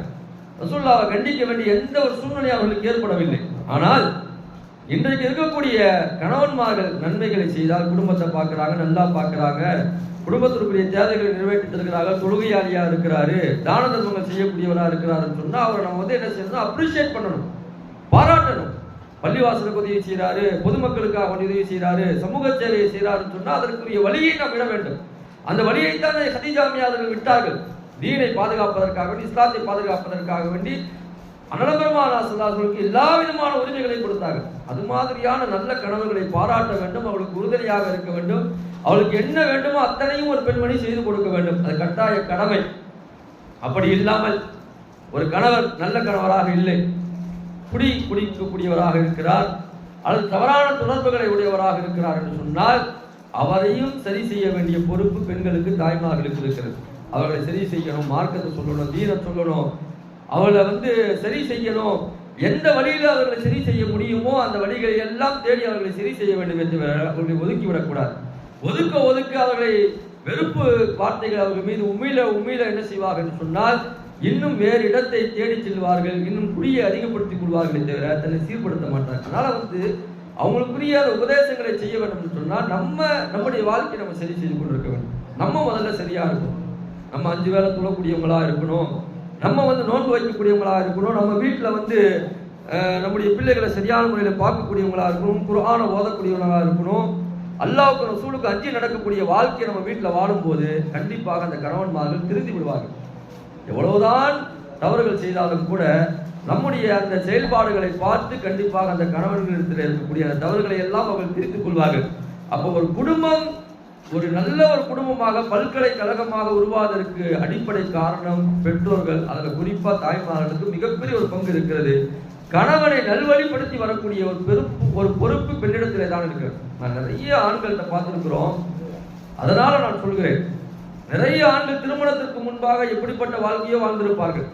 திருமணத்திற்கு முன்பாக ஒரு சரியான சம்பாத்தியம் இல்லாமல், அல்லது சரியான நடத்தை இல்லாமல் இப்படிப்பட்ட வாழ்க்கையை வாழ்ந்திருப்பாங்க. ஆனால் திருமணத்திற்கு பிறகு அவர்களுக்கு அமைந்த அந்த மனைவியின் மூலமாக, அந்த பெண்ணின் மூலமாக ஒட்டுமொத்தமாக எல்லாவற்றையும் விட்டு தன்னை சீர்திருத்திக் கொண்டு வாழக்கூடிய எத்தனையோ ஆண்களை நாம் இந்த உலகத்தில் பார்க்கிறோம். அதுக்கு அடிப்படை காரணம் என்று சொன்னால் பெண்கள் தான். இது ஒரு விஷயம். இரண்டாவது, நம்முடைய ஆண்கள் சம்பாதிக்கக்கூடிய அந்த சம்பாத்தியம் அது ஹலாலான சம்பாத்தியமாக இருக்கிறதா என்பதை ஒவ்வொரு பெண்களும் பார்க்க வேண்டும் என்று சொன்னால் ரசூலுல்லாஹ் சொல்றாங்க, எந்த நேரத்திலையும் எந்த தருணத்திலையும் நம்முடைய வயிற்றுல ஹராமான ஒரு பருக்கை உணவு கூட சென்று விடக்கூடாது. ஹராமான உணவை நாம் சம்பாதிக்க கூடாது, ஹராமான உணவை நாம் உண்ணக்கூடாது. அப்படி உண்டோம் என்று சொன்னால் நம்முடைய வாழ்க்கையில பல விஷயங்கள் தவறாக அமைந்துவிடும். ஹராமான உணவை எந்த நேரத்திலும் நீங்க உண்ணவே கூடாது. ஒரே ஒரு சம்பவம் சொல்றேன். முஹைதீன் அப்துல் காதர் ஜீலானி ரஹ்மத்துல்லாஹி அவருடைய தந்தை ஒரு ஆத்தோரமாக நடந்து போய் கொண்டிருக்கிறார்கள். கடுமையான பசி. அப்ப அந்த ஆத்துல என்ன செய்யுதுன்னு சொன்னா ஒரு ஆப்பிள் மிதந்துட்டு வருது. அந்த பசியில் அவங்க என்ன செய்யறாங்க, எடுத்து சாப்பிட்டுறாங்க. எடுத்து சாப்பிட்டு பசியெல்லாம் ஆறிட்ட பிறகுதான் நினைக்கிறாங்க, அல்லல்லா இது யாருடைய பழம், யாருடைய அந்த தோட்டத்துல இருந்து வந்ததுன்னு கேட்காமே நம்ம எடுத்து சாப்பிட்டோமே, அந்த உரியவர்கிட்ட போய் அனுமதி கேட்கணும், மன்னிப்பு கேட்கணும்னு சொல்லிட்டு அவர் தேடிக்கிட்டே போறாரு. நீண்ட நெடிய தூரம் போறாரு. ஒரு இடத்துல ஒரு மரம் அந்த ஆற்றுல அப்படியே படுத்திருக்கு. அப்ப இந்த மரத்தை உடைய இந்த உரிமையாளர்கிட்ட தான் நம்ம கேட்கணும்னு சொல்லிட்டு அங்க போய் கேட்கும்போது, நீங்க பாருங்க, ஒரு ஹராமான உணவு சாப்பிடக்கூடாது, இதுவும் ஹராம் தான். அடுத்தவர்களை கொடுத்து பொருளை எடுத்து சாப்பிடுறதும் ஹராம் தான். அவங்கள்ட்ட அனுமதி பெற்று விட்டோம் என்று சொன்னால் அது நமக்கு ஹலாலாக ஆகிவிடும். இப்போ அவங்கள்ட்ட போய் அனுமதி கேட்கிறாங்க, நான் இப்படி சாப்பிட்டுட்டேன், தெரியாம சாப்பிட்டேன், அது எனக்கு ஹராம் ஆயிடுச்சு, அதை நீங்க ஹலால் ஆக்கணும், நீங்க மன்னிச்சிருங்க, அல்லது எனக்கு ஹலால் ஆக்கிட்டேன்னு சொல்லுங்க என்பதாக சொல்லும்போது அந்த உரிமையாளர் சொல்லுகிறார், இதெல்லாம் நான் உனக்கு செஞ்சு தரேன், ஹலால் ஆக்கி தரேன், என்கிட்ட ஒரு 12 வருடம் என்ன செய்யணும்னு சொன்னா நீங்க பணி செய்யணும், 12 வருடம் நீங்க அப்படியே இருந்தீங்கன்னு சொன்னா உங்களுக்கு நான் என்ன செய்யறேன்னு சொன்னா உங்களை மன்னிக்கிறேன், உங்களுக்கு இதை ஹலால் ஆக்கி தரேன் என்பதாக சொல்கிறார். ஒரு ஆப்பிள் பழத்துக்கு ஒரு 12 வருஷம் போய் ஒரு வீட்டில் போய் பணி செய்யறதா? நம்மளாம் என்ன செய்வோம், இந்த ஆப்பிளுக்கு என்ன காசு வேணுமோ அதை வாங்கிக்க அப்படின்னு சொல்லிட்டு ஒரு 5 ரூபா 10 ரூபா கொடுத்துட்டு வந்துடுவோம். ஆனால் அந்த வீட்டின் உரிமையாளர், அந்த தோட்டத்தின் உரிமையாளர் என்ன சொன்னாரோ அது அப்படியே 12 வருஷம் அவட்டியே இருக்கிறார். 12 வருஷம் கழிச்சுட்டு அந்த உரிமையாளர் சொல்லுகிறார், 12 வருஷம் ஆயிடுச்சு, இன்னும் ஒரே ஒரு நிபந்தனை இருக்கு, அதை மட்டும் நீ செஞ்சுட்டேன்னு சொன்னா நான் உன்னுடைய பாவத்தை எல்லாம், உன்னுடைய அந்த பழத்தை சாப்பிட்டதெல்லாம் மன்னிச்சு நான் உனக்கு அதை ஹலால் ஆக்கி தந்துடுறேன் என்பதாக அந்த உரிமையாளர் சொல்கிறார். அப்ப அந்த நபர் கேட்கிறார், சரி இப்பயாவது ஏதாவது சொல்லுங்க, என்னை உரிமையாக்கி விடுங்க, எனக்கு அதை ஹலால் ஆக்கி விடுங்க என்பதாக கேட்கும்போது, என்னுடைய பெண்ணை நீங்கள் திருமணம் செய்து கொள்ள வேண்டும். ஏன்னா 12 வருஷம் வச்சு பார்த்துருக்கிறாருங்க. ஒரு பழத்தை சாப்பிட்டதுக்காக வேண்டி 12 வருஷம் யாராவது போய் பணிவிடை செய்வாங்களா? அப்படின்னா அவர்கிட்ட எவ்வளோ பொறுமை இருக்கும், எப்படி தக்குவா இருக்கும், அல்லாஹ்வுடைய அச்சம் இருக்கும். நாமெல்லாம் சர்வசாதாரணமாக அதை தூக்கி போட்டு வந்துடுவோம். ஆனால் ரோட்டில் போன பழம், அதை ஏதோ ஒன்று எப்படியோ ஒன்று சொல்லிட்டு சாப்பிட்டு வந்துடுவோம். ஆனால் அல்லாஹ்வுடைய அந்த மன்னிப்பு, அல்லாஹ்வுடைய அச்சம் இருந்ததின் காரணமாக அவர் என்ன செய்கிறார் என்று சொன்னால் 12 வருஷம் பணி செய்கிறார். 12 வருஷமா பார்த்து அந்த வீட்டின் உரிமையாளர் என்ன செய்கிறார் என்று சொன்னால், நீங்கள் என்னுடைய பெண்ணை திருமணம் செய்து கொள்ள வேண்டும். ஆனால் அந்த பெண்மணி எப்படிப்பட்டவள் என்று சொன்னால் சொல்லுகிறார், அவருடைய தந்தை சொல்கிறார், என்னுடைய மகளுக்கு கண் தெரியாது, காது கேட்காது, வாய் பேச முடியாத ஊமை, நடக்க முடியாத ஒரு முடம் என்பதாக சொல்லுகிறார். நம்மெல்லாம் கேட்டால் அறிந்து போயிடுவோம். 12 வருஷம் நான் இங்கே இருந்ததுக்கு இதான் எனக்கு தண்டனையா? ஒரு நல்ல அழகான பொண்ணை கொடுத்தா பரவாயில்லை, 12 வருஷமா நான் இங்கே இருந்து பணிவிடை செஞ்சு எல்லாத்தையும் பார்த்து கடைசியில் காது கேட்காத, கண்ணு தெரியாத, ஊமையான ஒரு பெண்ணையா நான் திருமணம் முடிக்கிறது, அதுவும் நடக்கவும் முடியாத ஒரு பெண்ணையா நம்ம திருமணம் முடிக்கணும்னு சொல்லிட்டு ஓடி வந்துருவோம். ஆனால் அவர் அத்தனையும் சம்மதிக்கிறார். சரி, நீங்க இப்படி செய்தால்தான் நீங்கள் எனக்கு அந்த உணவை ஹலால் ஆக்கி தருவீர்கள் என்று சொன்னால் நான் இதற்கும் சம்மதம் என்று சொன்னால், அல்லாஹ்வுடைய விருப்பம் எனக்கு வேண்டும். அல்லாஹ் எந்த நேரத்திலையும் என்ன செஞ்சிடக்கூடாது, நீ அறாமான ஒரு உணவை சாப்பிட்ட, அடுத்தவனுடைய பொருளை அவனுடைய அனுமதி இல்லாமல் எடுத்து சாப்பிட்டு சொல்லிட்டு அல்லாஹ் கேட்டக்கூடாதுன்றதுக்காக வேண்டி நான் இந்த திருமணத்துக்கு சம்மதிக்கிறேன் என்பதாக அந்த திருமணத்துக்கு சம்மதிச்சு திருமணமும் ஆயிடுச்சு. திருமணம் ஆகி அவங்க தன்னுடைய மனைவியை சந்திக்க போறாங்க. அந்த முதல் நாள்ல சந்திக்க போ பார்த்தா அவங்க அத்தா சொன்ன, அவங்களுடைய தந்தை சொன்ன எந்த ஒன்றுமே கிடையாது. அழகான பெண்மணி உட்கார்ந்து இருக்கிறாங்க. அவங்க அத்தா சொன்னாரு, கண்ணு தெரியாது, காது தெரியாது, வாய் பேச முடியாது, நடக்க முடியாதுன்னு சொன்னாங்க. எல்லாமே சரியா இருக்குது, கண்ணு நல்லா தெரியுது, நல்ல அழகமான பெண்மணி, ஒரு பெண்மணி உட்கார்ந்து இருக்கிறாங்க. அவர் நினைக்கிறாரு, எங்க ரூம் மாறி வந்துட்டோம் போல, எங்கடா இது நமக்கு சொன்னது வேற, ஆனா இங்க அழகான பெண் உட்கார்ந்து இருக்கிறாங்களே என்பதாக சொல்லிட்டு அந்த பெண்கிட்டே கேட்கிறாங்க, இந்த மாதிரி சொன்னாங்க, நீங்க வேற யாரு, நீங்க யாருன்னு சொல்லி கேட்கும்போது, இல்ல எங்களுடைய அத்தா சொன்ன பெண்மணி தான் நானு, எங்க அத்தா சில விஷயங்கள்லாம் சொன்னாங்க பாருங்க, அதெல்லாம் எதை வச்சு சொன்னாங்கன்னு சொன்னா, கண் தெரியாத பெண் என்பதாக சொன்னார்கள். நான் ஹராமான எந்த விஷயத்தையும் பார்க்க மாட்டேன். இன்னைக்கு இருக்கக்கூடிய அந்த பெண்கள் எல்லாம் உணர வேண்டும், ஹராமான எந்த விஷயத்தையும் நான் எந்த காலகட்டத்திலையும் பார்க்க மாட்டேன், அதனால எனக்கு கண் தெரியாத பெண்மணி என்று சொன்னார். என்னுடைய காது என்னுடைய காது கேட்காது என்பதாக சொன்னார்கள். நான் எந்த தவறான விஷயங்களையும் என்னுடைய காதில் நான் கேட்க மாட்டேன், தேவையில்லாத விஷயங்களை என்னுடைய காதில் நான் போட்டுக்க மாட்டேன். ஆனால் இன்னைக்கு நமக்கு அடுத்தவங்களுடைய விஷயங்களை காதில் கேட்கலன்னு சொன்னால் அல்லாஹ் அக்பர், தூக்கமே வர்றது கிடையாது.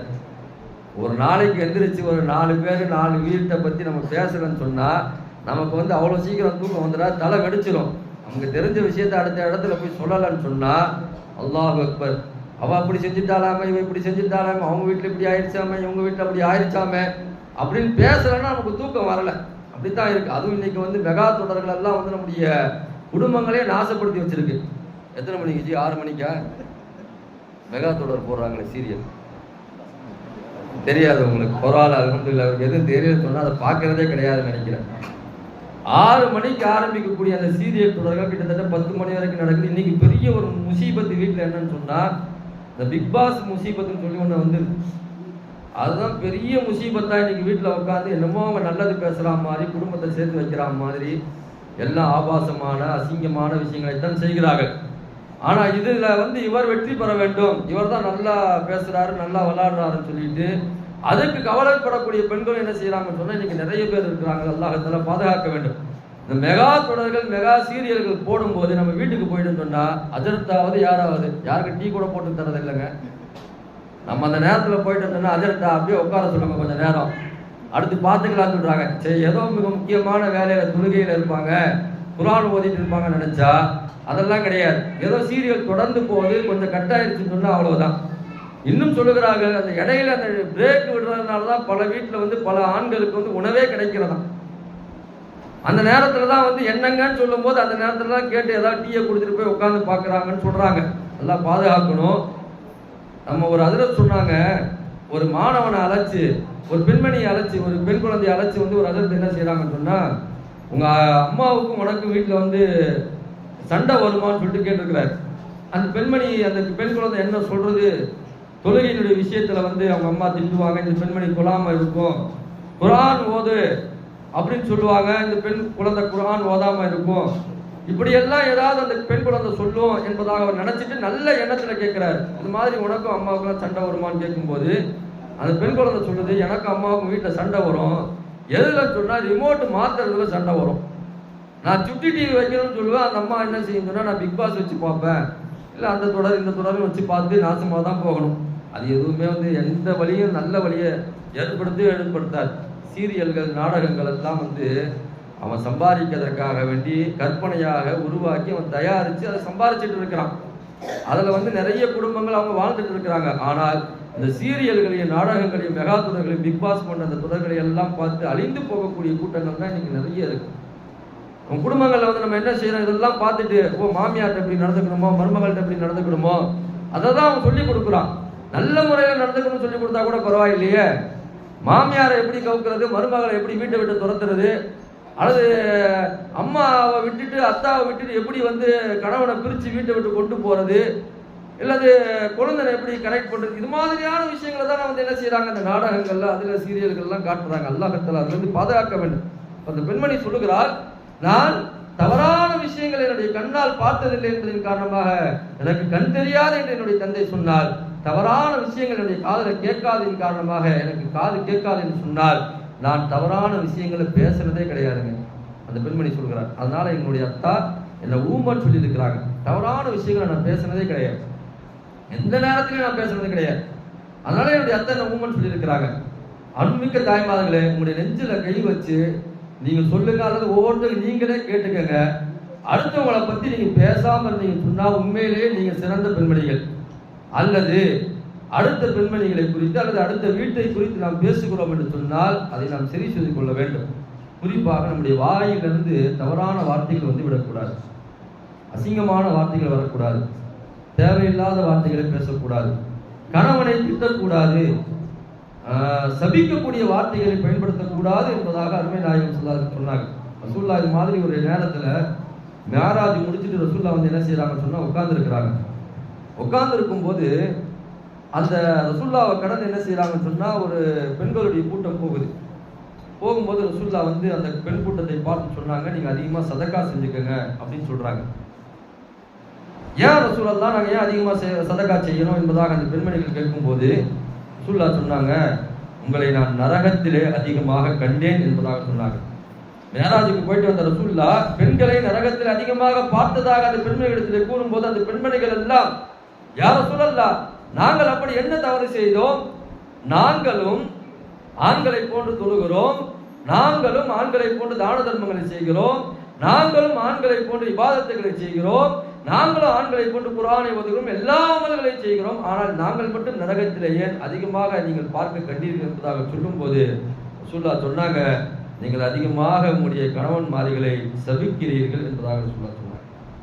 சில நேரங்களில் நம்ம நம்முடைய குழந்தைகளை கூட நாசமா போயிடுவ, சைத்தான் அது இதுன்னு திட்டுறோம். பார்த்தீங்களா, வீட்டில் குடும்பத்தில் பேசும்போது ஏதாவது சின்ன தவறு செஞ்சுட்டான்னு சொன்னா, நீ நாசமா போயிடுவ, நீ விளங்கமா போயிடுவ, நீ ஒண்ணும் இல்லாம போயிடுவ, நீ தருத்திரியா, நீ ஏன் வீட்டில் இருக்கிற, இந்த வார்த்தைகள் எல்லாம் நம்ம பயன்படுத்தும் போது அது துவா ஏற்றுக்கொள்ளப்படக்கூடிய நேரமா இருந்துச்சுன்னா தாய்மார்களை கவனிச்சுக்கோங்க.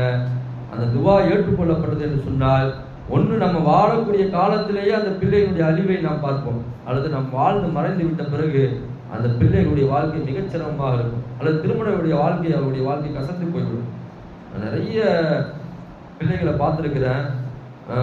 ரொம்ப செல்வ செழிப்பில் வந்த பிள்ளைகள் எல்லாம் இன்னைக்கு ரொம்ப சாதாரணமான ஒரு வாழ்க்கையை வாழ்றாங்க.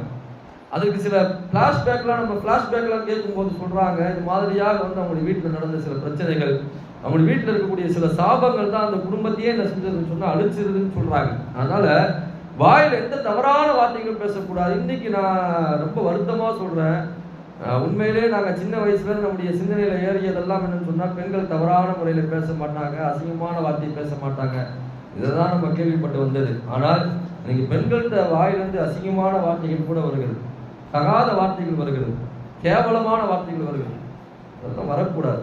பெண்கள்கிட்ட ஆண்கள்கிட்ட மட்டுமல்ல, ஆண்கள்கிட்ட இந்த தவறான வார்த்தைகள் வரக்கூடாது. கூடுதலான மதிப்பை மிக்கவர்கள், கூடுதலாக பிள்ளைகளை பார்க்கக்கூடியவர்கள், உங்கள்கிட்ட எந்த நேரத்திலும் தவறான இந்த வார்த்தைகள் விடக்கூடாது. தவறான வார்த்தைகள் அது நம்முடைய வாழ்க்கையை அழித்து விடும். அந்த வகையில் அந்த பெண்மணி சொல்லுகிறாள், நான் எந்த நேரத்தில் தவறான விஷயத்தை பேசுறது கிடையாது காரணமாக என்னுடைய அத்தா எனக்கு ஊமை என்பதாக சொன்னார். கால் முடமாக இருக்கிறேன் என்று சொன்னார்களே, உண்மையிலே முடம் இல்லை, நல்லா தான் இருக்கிறேன். அப்படி என்ன, நான் தவறான வழிக்கு எந்த நேரத்தையும் போனதே கிடையாது, தவறான பாதையை நான் தேர்ந்தெடுத்தது கிடையாது என்பதாக சொல்லுகிறார்கள். இன்னைக்கு இருக்கக்கூடிய பெண்கள் யோசிக்க வேண்டும், நம்முடைய பிள்ளைகளை ரொம்ப கண்ணும் கருத்துமா பார்க்கணுங்க. காலேஜ் படிக்கக்கூடிய, பள்ளிக்கூடங்கள் படிக்கக்கூடிய ஆண் பிள்ளைகளாக இருக்கட்டும், பெண் பிள்ளைகளாக இருக்கட்டும், தவறான பாதைக்கு நம்முடைய பிள்ளைகள் போய்விடக்கூடாது. இன்னைக்கு எத்தனையோ இஸ்லாமிய பெண் பிள்ளைகள் என்ன செய்யறாங்கன்னு சொன்னா, இஸ்லாத்தை விட்டு வெளியேறி மாற்றாருடைய கையை பிடிக்கக்கூடிய ஒரு அவல நிலையை நாம் பார்க்கிறோம். இஸ்லாத்தை விட்டு வெளியே போயிடுறாங்க, தீனை விட்டு வெளியே போயிடுறாங்க, மார்க்கத்தை விட்டு போயிடுறாங்க. அதனால எவ்வளவு பெரிய அழிவு என்று சொன்னால், அவளுக்கு நிரந்தர நரகத்தை எல்லாம் வித்தர கொடுத்து விடுவார். நிரந்தர நரகம். நம்ம சொர்க்கத்தில் இருக்கிற நம்முடைய பிள்ளைகள் நரகத்தில் இருக்கிறதா? நல்லா யோசிச்சு பாருங்க. நம்மளும் தவறான பாதைக்கு போகக்கூடாது. திருமணம் ஆயிடுச்சு சொன்னா கணவனை தவிர வேற யாரும் நம்ம ஏறெடுத்து பார்க்க கூடாது. இதே சட்டம் தான் கணவனுக்கும். மனைவியை தவிர வேற எந்த பெண்ணையும் ஏறெடுத்து பார்க்க கூடாது, பார்வையை தாழ்த்த வேண்டும். பெண்கள் அந்த கணவனை தவிர, நமக்கு பின்னால் வரக்கூடிய அந்த கணவரை தவிர வேற யாரையும் நான் பார்க்க மாட்டேன் என்பதாக தன்னுடைய வயது வந்ததிலிருந்தே அந்த பிள்ளைகளுக்கு நாம் சொல்லிக் கொடுத்து பழக்க வேண்டும். ஆனா இன்னைக்கு சர்வசாதாரணமாக நாடக காதல், இன்னைக்கு நிறைய காதல்கள் ஏற்பட்டு என்ன செய்யறாங்கன்னு சொன்னா, இஸ்லாமிய குடும்பங்கள்ல பிறந்த, இஸ்லாமிய குடும்பங்கள்ல வளர்ந்த, நல்ல வளர்ப்புகளை பெற்ற அந்த பிள்ளைகள் எல்லாம் இன்றைக்கு என்ன செய்யறாங்கன்னு சொன்னா, தாய் தந்தையர்களை விட்டு உற்றார் உறவினர்களை விட்டுட்டு என்ன செய்யறாங்கன்னு சொன்னா, பல இடங்களுக்கு போயிடுறாங்க. எல்லாம் பாதுகாக்க வேண்டும். நீங்க சமீபத்துல ஒரு வாரத்துக்கு முன்னாடி கேள்விப்பட்டிருக்கலாம், நியூஸ்கள்லாம் வந்தது, செய்திகள்ல வந்தது. நம்முடைய இஸ்லாமிய பெண்மணி, ஒரு பெண்மணி ஒரு மாற்றார் ஒரு நபரை திருமணம் செய்யல, அவரோடு என்ன செய்யறாங்கன்னு சொன்னா வாழ்ந்துகிட்டு இருக்கிறாங்க. குழந்தையும் உண்டாயிருது. குழந்தை உண்டாயி, இது உண்மையான செய்தி, செய்தித்தாள்கள் செய்தி, நம்ம கண்கூடாக பார்த்த செய்தி. குழந்தையும் உருவாயிடுச்சு, 2 பேரும் ஒரு ஆபீஸ்ல வேலை செய்யறாங்க, திருமணமே ஆகல. இது இஸ்லாமிய பெண்மணி, அவர் மாற்று மதத்தை சார்ந்தவர். நான் அவனை எப்படியாவது என்ன செஞ்சேன், திருமணம் செஞ்சுக்கிறேன், அதனால இந்த குழந்தைய இந்த அம்மா என்ன செய்யாம கலைக்காம வச்சிருக்கிறாங்க. கடைசியில் 8வது மாசம் ஆகுது, இந்த ஊரை விட்டு அவன் அசாமுக்கு ஓடி போயிடறான். 8வது மாசத்துல அசாமுக்கு போயிடறான். இந்த பெண்மணியை நண்பர்களோடு சேர்ந்து அங்க போய் பாக்குறாங்க. அந்த ஊர்லயும் அவன் கிடையாது, அவன் அட்ரஸ்லயும் கிடையாது. திரும்ப அந்த அம்மா என்ன செய்யுதுன்னு சொன்னா, ஸ்ரீபெரும்புத்தூர்ல அங்க இருந்து அந்த குழந்தைய பெத்தெடுக்குது, வீட்டுல தனியா. இது கட்டுக்கதை இல்லைங்க, ஒரு வாரத்துக்கு முன்னாடி நடந்த செய்தி. வீட்டுல அந்த அம்மாவே பிரசவம் பார்க்குது. அந்த பொண்ணு ஹாஸ்பிட்டலுக்கு போல யாரையும் கூப்பிடல, வீட்டிலேயே பிரசவம் பார்த்து அந்த குழந்தை வெளியே வந்தோன்னு அங்க இருந்த அசுத்தங்களை எல்லாம் பார்த்து பயந்து அந்த குழந்தைய தூக்கி பின்னாடி இந்த ஆத்துல தூக்கி போட்டுருச்சு. அதை தூக்கிட்டு வந்து செங்கல்பட்டு, நம்முடைய செங்கல்பட்டுல தான் இருக்கக்கூடிய பெரிய பள்ளிவாசல அந்த கபிரிஸ்தான்ல அந்த பிள்ளையை, அந்த பிறந்த குழந்தைய அடக்கம் செஞ்சாங்க. அந்த பெண்மணி இந்த ஜிஹெச்ல தான் இருக்கிறாங்க.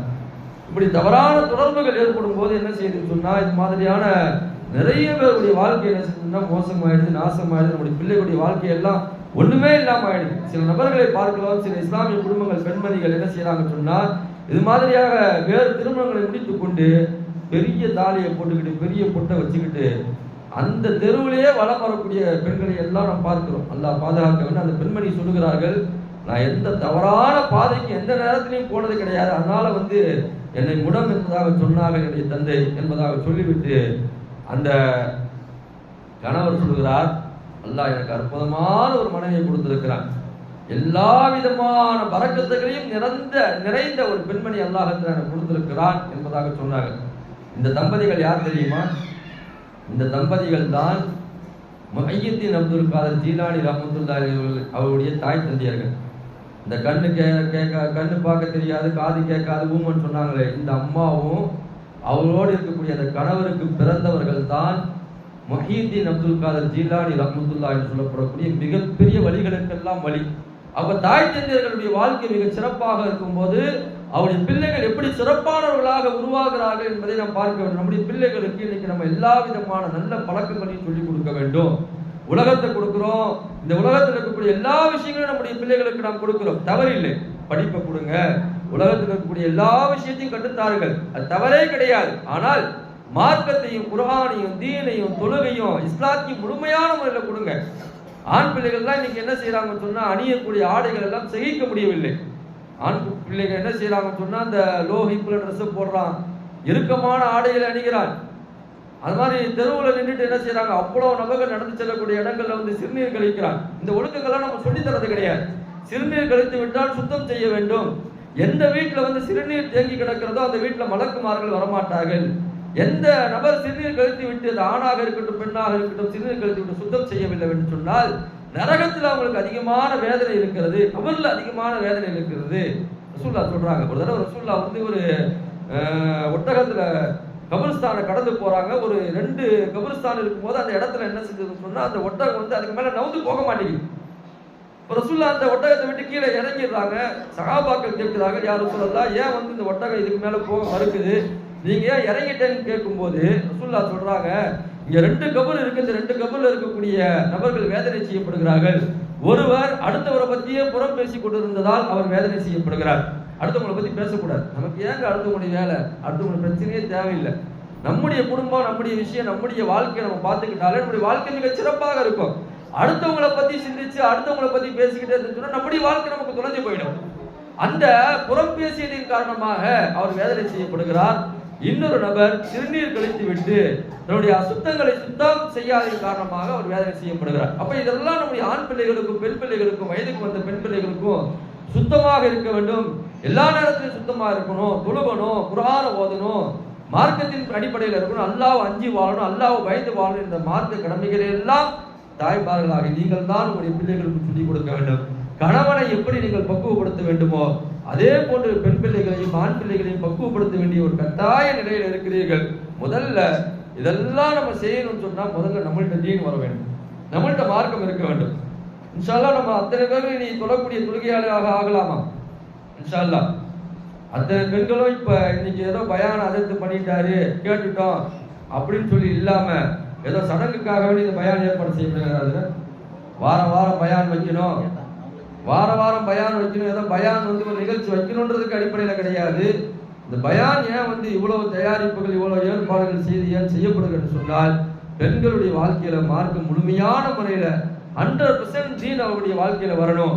பெண்களுடைய வாழ்க்கையில தீன் வந்து விட்டது என்று சொன்னால் அந்த குடும்பத்தில் இருக்கக்கூடிய அத்தனை பேர்களும் தீனை உடையவர்களாக மாறிவிடுவார்கள் என்பதற்காக வேண்டிதான் இந்த பயான்கள் எல்லாம் ஏற்பாடு செய்யப்பட்டிருக்கிறது.